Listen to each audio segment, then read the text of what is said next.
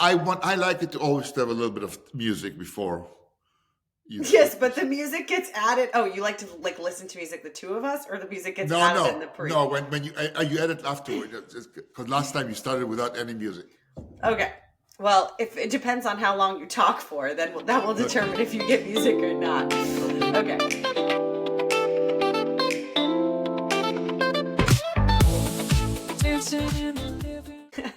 Hi, Abba. Welcome to Life, History, and Everyday Bullshtick, a podcast where I, Heddy Ben-Atar, talk to my father, Professor Doron Ben-Atar, about history related to current events, and then we discuss some life advice. Abba, how are you? I'm fine. How are you? I'm doing good. What's new with you today? So what's new with me today is that tomorrow I'm going to an acupuncturist who's also for your back problems. Right. Who's also a... Is she going to do Reiki? Chiropractor. Oh, okay. No, I don't. Please, no Reiki. I used to do Reiki when I was in the EMIN. Really? You mean you used to be a person that does Reiki to other people? Yeah. You were in the EMIN, which is... I just have to explain to our listeners, which is a cult group that you were in your early 20s, where Correct. you read palms and you did Reiki to other people. Okay. It was called healing. Okay. In which you go like this with your arm around the body of the patient, and you clean their electrical aura. How many times do you think you did Reiki to someone? Oh, lots of times. I don't. Let's save that for another episode. Okay, we have a lot to get to today. As we all know, Trump was inaugurated yesterday, and we are recording on Tuesday, January 21st in the evening, 9 p.m. if you were interested. And he went on to sign a bunch of executive actions. We could talk about him pardoning all of the January 6th rioters, or the TikTok ban that was then unbanned, or the attempt to ban birthright citizenship. Trump said he's going to enact the biggest deportation in history. Abba, what do you think about when you hear about this mass deportation rate? I can't believe it will actually happen. I think the courts will interfere and put a stop to it. I mean, what can happen, and I think should happen, is that people with criminal record who are already in the system would be repatriated to their home, and I think that's something that is reasonable. Again, you never know with Trump. It's you don't know. I mean, is he just talking, or it's going to become? I mean, he talks a big game, but so far in the contest between the legal system and Trump, the legal system is winning. He's not going. He didn't go to jail, but he couldn't do some of the things he wanted to do in the first administration. That's really what the Constitution was created to defend against: an autocratic ruler, somebody who would want to hold on to power. That's the checks and balances are primarily against that particular office, against the executive. So what are some historical connections that you make with some of the things that Trump has done? So the first thing that struck me is the use of this 1798 alien law. What is it? What's the 1798 alien law? It's something that's totally within my field of specialty, kind of. I never thought this law would become relevant. There's the Wars of the French Revolution, and there's an international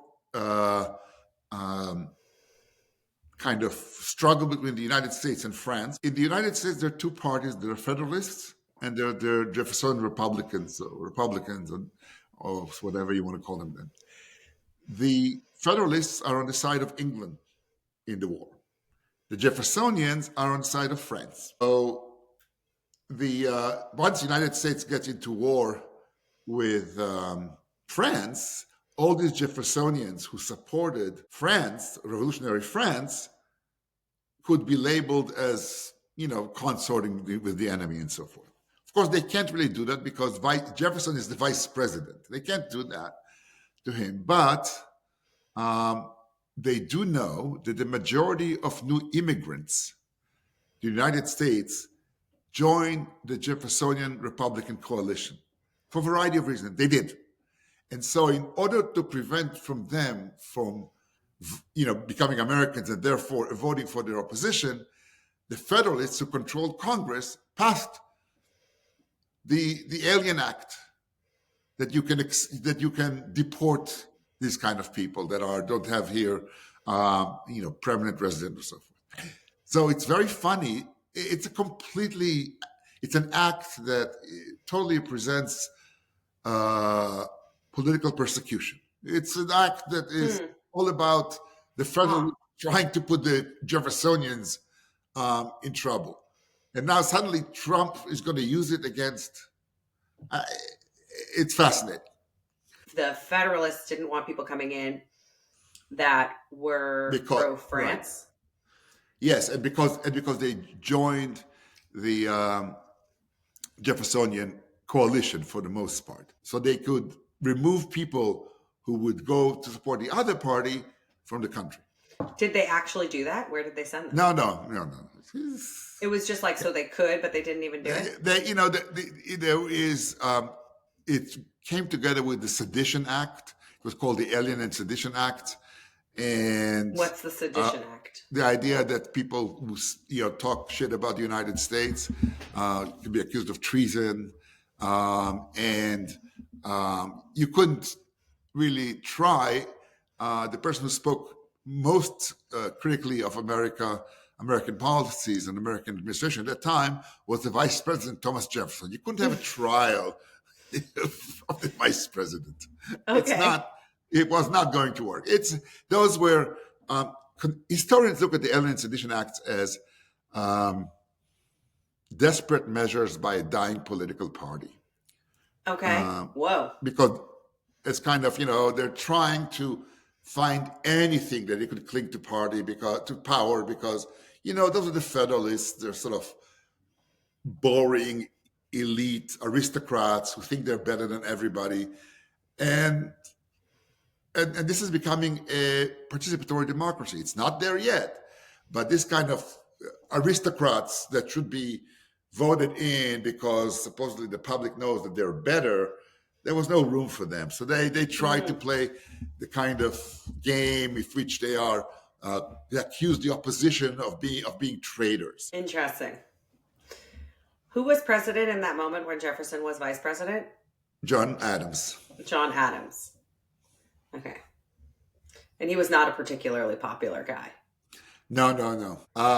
He was he was quite a sour person, and he had a very high opinion of himself. And he famously wrote in one of the letters that people compare him to Jesus Christ, and he agrees. Well, that is also like Donald Trump, I guess. I guess so. That's also Donald Trump, yes. Yeah. Okay, so then no one ended up actually getting expelled. What was this war with France? Like, what did that even look like? It was a naval war. What happened was that the French couldn't supply their colonies in the West Indies because the British Navy ruled the sea. And so what they did was they issued this order saying that every boat in the area is, if it's not French, by definition, it's British. And they attacked these boats, commercial boats, and confiscated their cargo. Now, almost all these boats were American boats who were delivering goods in the West, between the continental United States and the West Indies. So it's kind of an attack on it was an attack on American shipping. So the United States mobilized and started to attack French forces in the West Indies, kicking ass like there was no tomorrow. Really? I mean, the French, unbelievable. The French thought, these Americans are, the Americans had a lot of experience in sailing the oceans. And, the French begged for truce and got the truce at the end. But it's, so during that time, because the French attacked American boats, the Federalists could portray France as the enemy. Remember, France was before the kind of the ally who helped us during the revolution. France is the enemy, and the party that supports France is the party of traitors. Interesting. How long did that last, this war? Not a long time. By 1800, they signed the peace accords. And it's called the quasi-war because it was only happened at sea. France couldn't care less about this fucking war. They were busy conquering Europe, with Napoleon and stuff like that. There was one case of massive expulsions before in American history. That happened actually in 1919, 1920. This one did not rely on the Alien Act of 1798. That one was enacted far less formally, in some ways, in the way that Trump would like us to act, because the Attorney General at the time was Mitchell Palmer. And the raids and the deportations targeted anarchists and communists. This is when the FBI comes into existence. Okay. Because they have a guy by the name of J. Edgar Hoover, who is a young man who works on some agency that is assigned to these raids. And this agency, again, he looks for communists and anarchists in America. Almost all of them are foreign born, but almost all the foreign born came from Europe, and communists and anarchists were from Europe. So the idea was to surprise them and then to catch them and then to expel them. Would you put them on a trial? Would they be put on a trial? No, there was no due process. Once some people start talking about due process, it was impossible to do it. And this guy Palmer, for a little while, he thought that this campaign will make him so popular that he will become president of the United States. He was serving under Woodrow Wilson. Wilson, at that time, could not run for a third term. And, he was actually, then he had a stroke. It was incapacitated him and stuff like that. But that's important. Palmer did not know about it. And Palmer thought that this fear of communism and Bolshevism was such a strong force that it would make him very popular. And indeed, you really need to understand that the red baiting, it was called, today doesn't exist because there's no more communists. But this red baiting, accusing people of being communists, was a rallying cry for the nationalist camp in the United States. This notion that we are threatened by communism and these communists are going to turn the United States into something un-American, or because all these foreigners who come from countries with no democratic traditions. This was, after all, in 1917, there was a communist revolution in Russia, which really shook the world. And then there was a civil war in Russia between the communists and the white Russians. And the United States participated in this war on the side of the white Russians, trying to suppress communism. Okay. And then there was this fear that communists are all over and they're going to take over from the inside. There's an effort of communist revolutions in Germany at that time that is violently suppressed. And in the United States itself, there are a series of bombings by anarchists, feeling that a revolution coming, massive strikes in the steel industry, in the coal industry, in which hundreds of thousands of workers are going on strike. And there's this feeling that there's also an economic crisis immediately after the war, World War I. And there's this feeling like the world is collapsing and communists are going to take over. And then this fear sort of fuels this sort of nutty outburst that looked for communist subversion in closets. Now, many of the communists that they caught and arrested and then expelled were Jewish. But again, it's just because Jews came from places in Europe where the working class was exposed to the communists and anarchists' critiques of capitalism. And Jews were in Eastern Europe a poor workers, and some of them became communists, and they remained communists when they were in the United States. The most famous person expelled in the Palmer raids was Emma Goldman. Emma Goldman was a very prominent radical in the United States, an important leader. She was part of the avant-garde group, and she and she was expelled during the Palmer raids, together with her husband. This was the biggest sweep of deportation. So tell me now about the Boston Globe article and the impact that it made on you.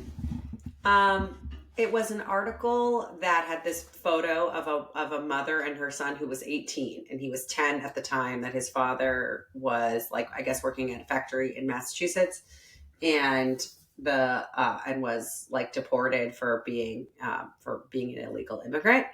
And so it was about 8 years ago, and it was written about as one of the biggest immigration deportation stories in Massachusetts locally, and that it's really disturbed them and been very difficult for them.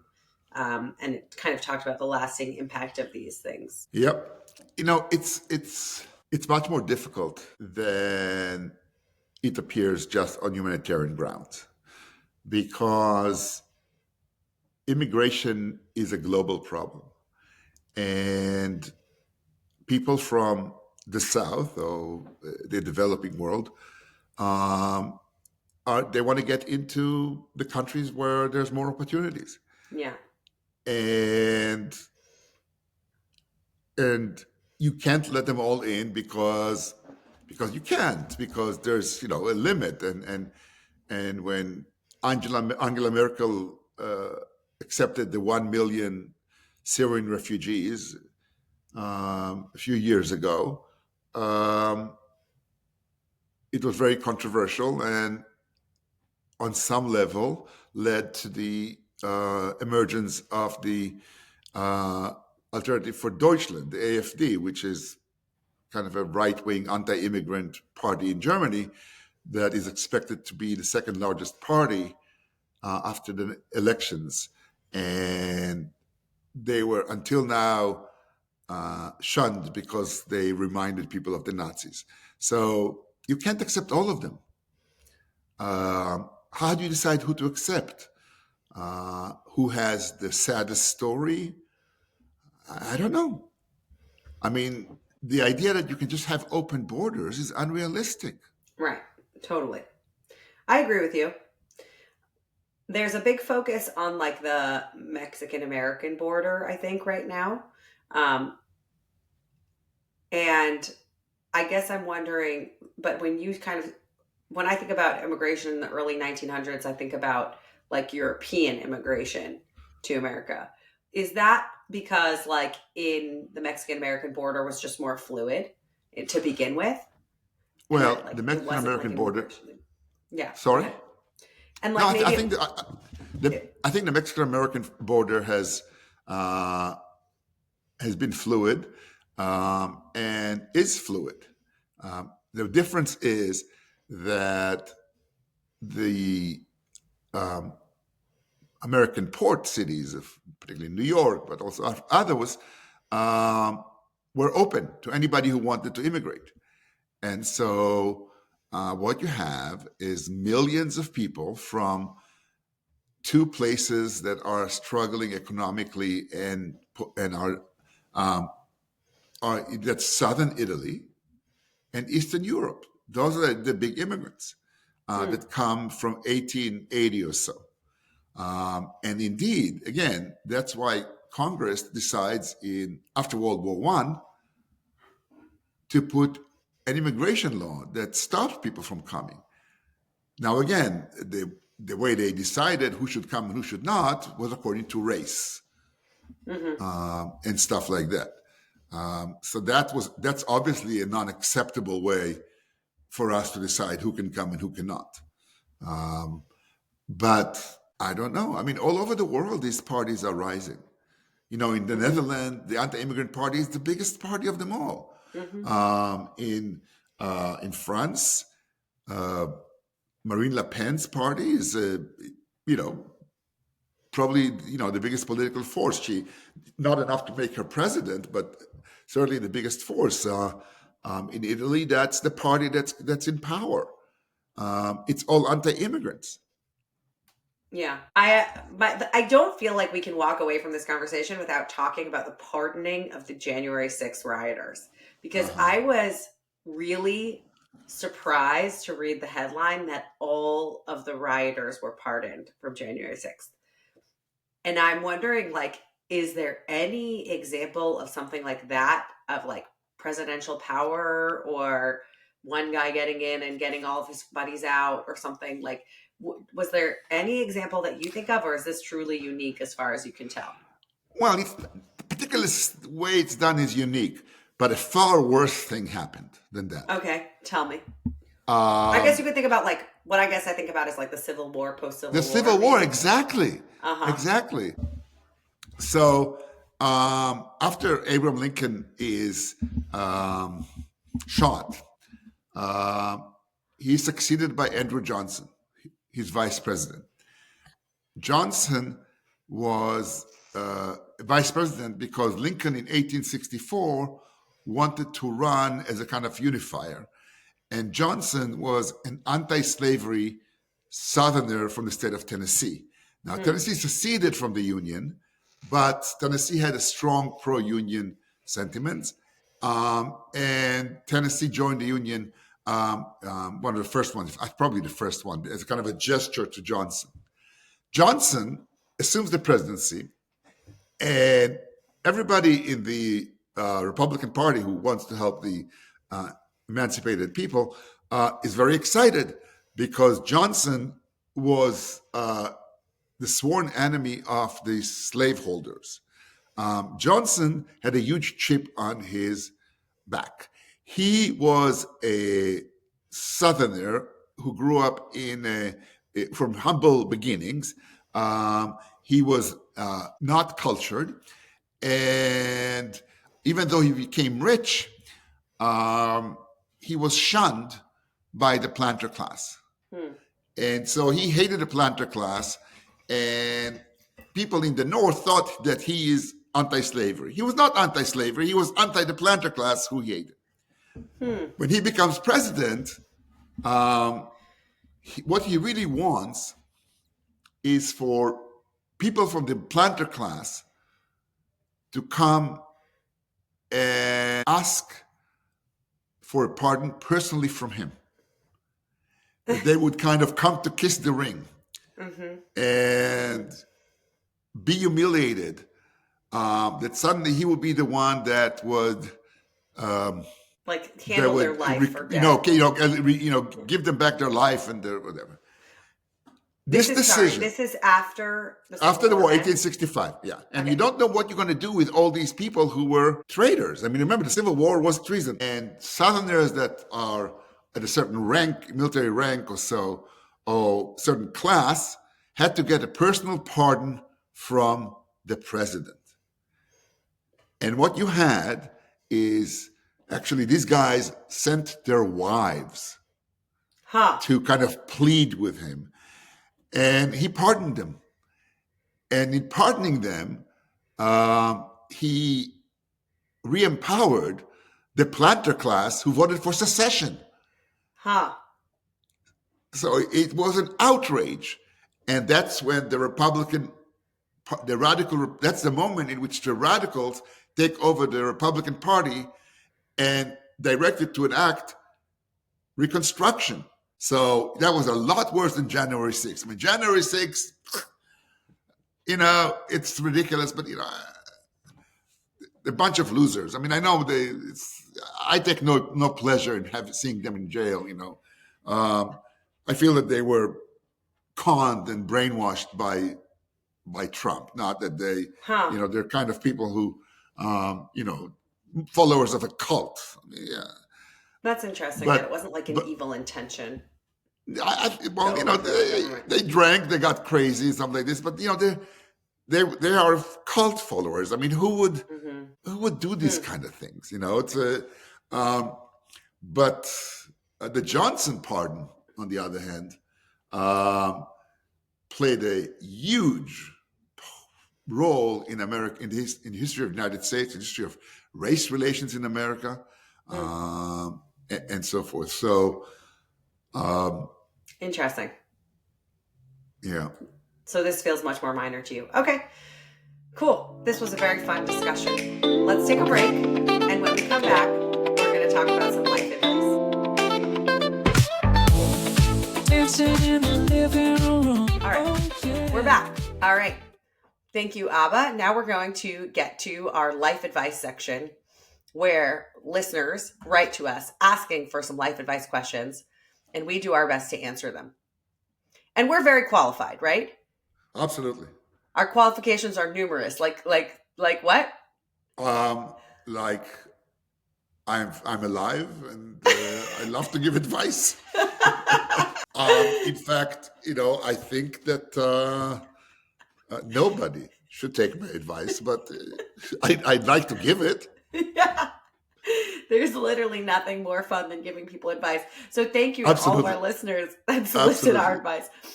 If you want to ask us for life advice, you can email us at info@bullshtick.com. Or if you happen to have my phone number, just text me and I'll add it to our list of life advice that we answer on our podcast.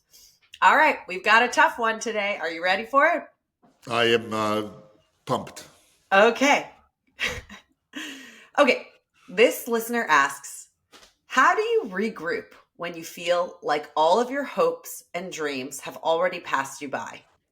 What if all of what you wished for and hoped for has already passed? Now what? So I think those are two different questions. Um, the second part of the question uh, is uh, is really all about the natural process of living. That things pass you by. Um, I used to model in the swimsuit issue of the Israeli Sports Illustrated, That's not true. but why?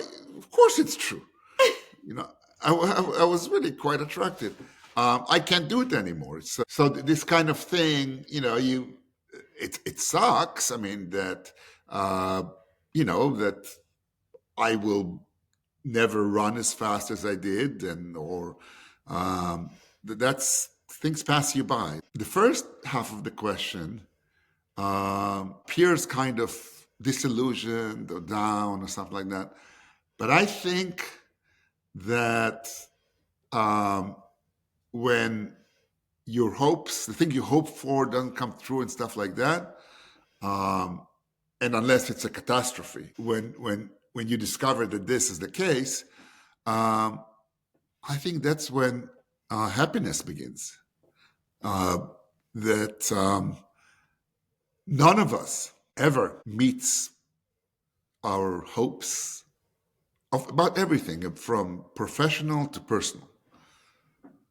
And one way to make yourself miserable, and probably the best way of making yourself miserable, is to keep reminding yourself how short you have come from the expectations you had of yourself. This is when you start collecting yourself, and obviously realizing that you need to improve in many ways. Not to say, "Oh, I am who I am," which is a bullshit thing. Try to improve the things you can improve, and pursue happiness at that level. The things that really matter, not your aspirations, but the relationships you have with people around you. I think part of this question, I'm just going to push in a little deeper here, is like asking, because so many of our life advice questions really come from millennials, aka my friends. People my age, in our 30s, 40s, whatnot. Like, we're old enough to know that our dreams may not come true. Right. When I look at this question, and I'm just going to jump in, I have an advantage because I know the person, but when I look at it, I think like, wait, I know you, like your hopes and dreams haven't passed. Like, there's something that's like potentially not true about this feeling, although the feeling is very true. Right. It could still go lots of ways, but to them, it feels really true. And to, I think, a lot of us, it's like we might have thought it was going to turn out a way it didn't. I would point out you that even if it will come true, they will still feel that they did not meet expectations, because expectations, rise. That's why it's a great starter for life. It's no longer preparing to become somebody, it's living what it is, And here's my question from the listener one more time is, how do you regroup? How do you regroup when you feel like all your hopes and dreams are gone? How do you regroup? Now, how do I know how you regroup? Everybody regroups differently. You regroup because you have to regroup. You don't have the luxury of not regrouping. I mean, you want to spend years of misery, by all means, don't regroup. But I don't. Everybody regroups differently. Some people regroup through, substance of some sort, drug or medication or food or drink or whatever. Other people regroup through exercise. Therapy. The only thing I would say is give yourself every break you can. But not only in this process, in every process, give yourself every break you can, always. Do you think it would have been better to have just like not even had the expectations to begin with? No. It's the expectations are what drives you and to excel, and it's necessary. It's like a stage in life. I mean, this desire to become somebody. If you don't, then you end up just, in a tent in Acapulco, drinking margaritas. I mean, if you don't have the drive to do anything, then you miss out on a lot of life. So no, it's important to have it. It's important to wish. I mean, because then you make the better choices, not the best choices, but the better choices. Okay. Okay. Interesting. Any final parting words for our listeners? Yes. Please, and I'm begging you, in any way that I can, please like the podcast, subscribe to the podcast, and share the podcast with every person you know. I mean, if you have any heart at all, if you care about humanity at all, you can do those three things. Yes, exactly. Thank you, Abba. Thank you so much. This podcast was edited and produced by me, Heddy Ben-Atar. And you can email us if you have thoughts about the podcast at info@bullshtick.com. That's info@bullshtick.com. And thank you for listening, and we'll see you next week.